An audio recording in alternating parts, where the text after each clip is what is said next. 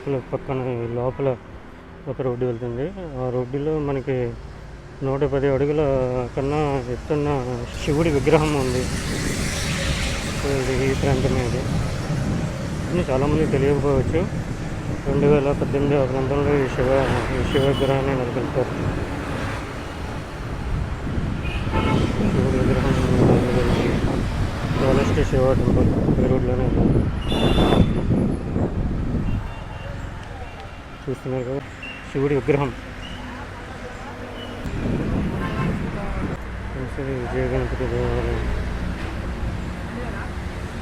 So Ganesh temple.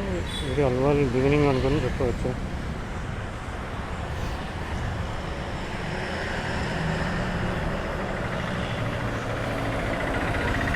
So friends, ఇది ఇక్కడి నుంచే అల్వాల్ స్టార్ట్ అవుతుంది.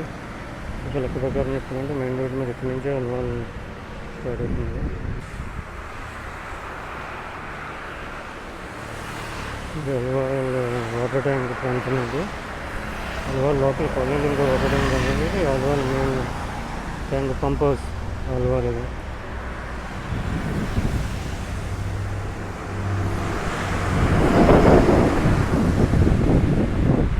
సో ఇక్కడ అల్వాల్ ఐటీఐ కూడా ఉండాలి ఇక్కడ దగ్గరలో.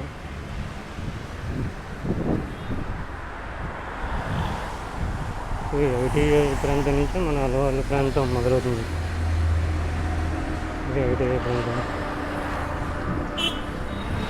ఇది అల్వాల్ ఐటీఐ ప్రాంతము.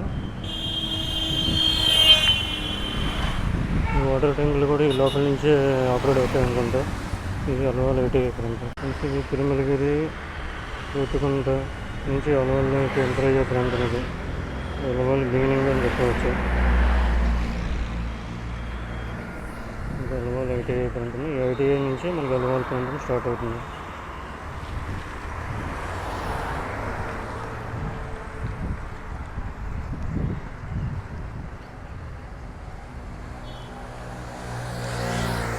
ఈ అల్వాల్ ప్రాంతం మెయిన్ రోడ్డుగా దాదాపుగా 1.5 కిలోమీటర్ ఉండవచ్చు. ఈ అల్వాల్ ప్రాంతం ఇక్కడ నుంచి అవుతుంది. Alwal over head tank, Alwal pump house.